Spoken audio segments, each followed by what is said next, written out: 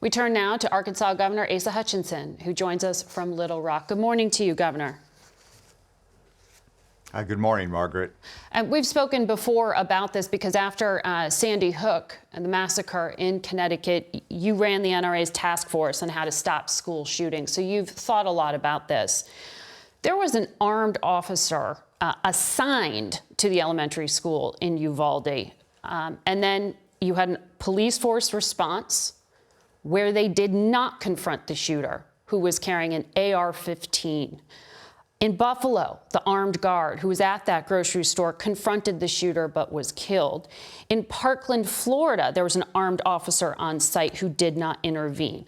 Doesn't this show that this is an insufficient solution to the problem? Well, it certainly shows that you have to have multiple layers of security to protect the children. And there's also the factor of human error, and that's the reason that you've got to have different layers. You can't rely upon just one technique.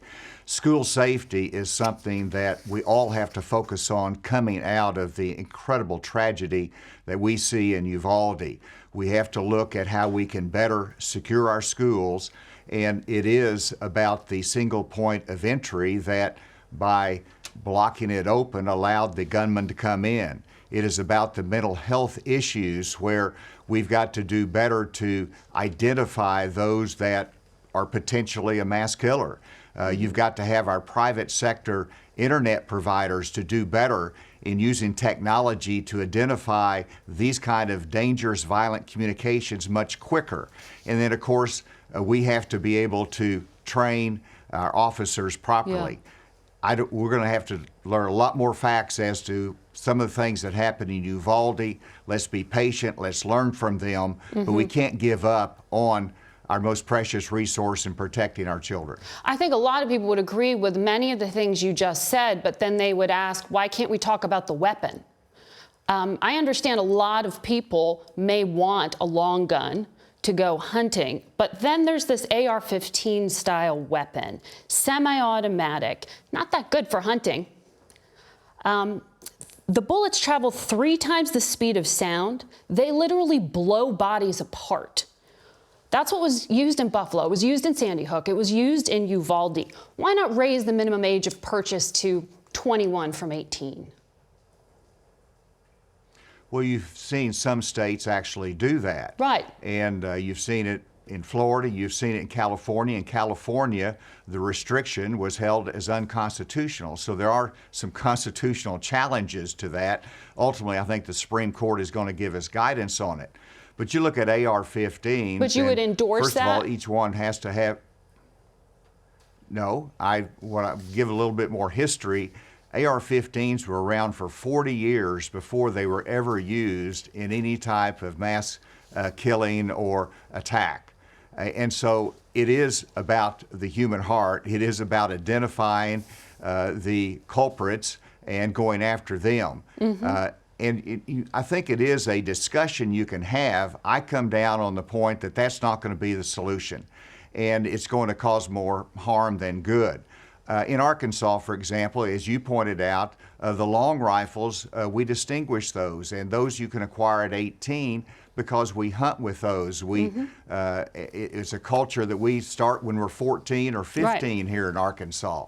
And so that's an important part of it, and it's a step to go to the AR-15s and how you draft laws that would distinguish those. That'll be a part of the discussion. I come down, I don't think that's a solution, and we shouldn't focus on that. But the gunman in Texas and in New York legally purchased those AR-15s. They didn't set off any kind of concern because they didn't have mental health issues that were on record. They didn't have criminal background checks. Are you saying that it was their legal right and should remain the legal right of anyone like them to go in and buy an AR-15?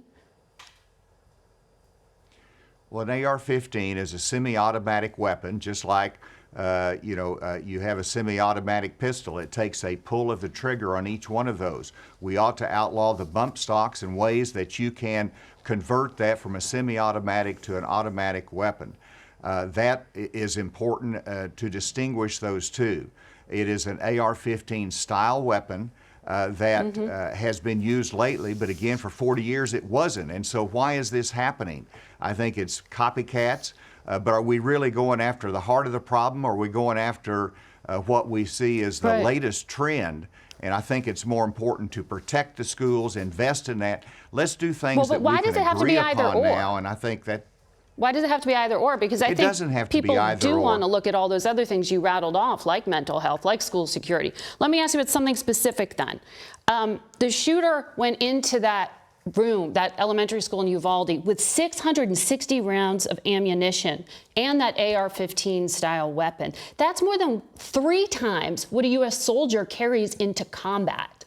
Should a purchase of ammunition of that size set off an alarm bell somewhere? Should there be some kind of screening or limit on high-capacity magazines? Like, what legal justification should there be for an 18-year-old to go in and buy that kind of ammunition? It sets off all kinds of alarm bells. So let me emphasize the point. You can do either or. You can't have the conversation about both. I think the senators that are coming together in a bipartisan way to talk about what we can agree upon is important.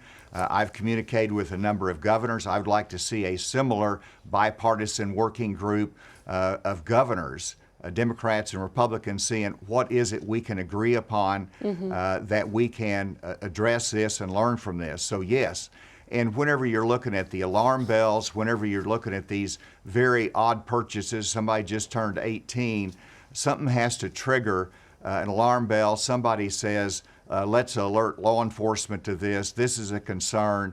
I do think we need to look at those type of triggers that can alert law enforcement. Well, we will look at limits on high-capacity magazines and the potential for what you just laid out. Governor, thank you for your time this morning. Face the Nation will be back in a minute, so stay with us.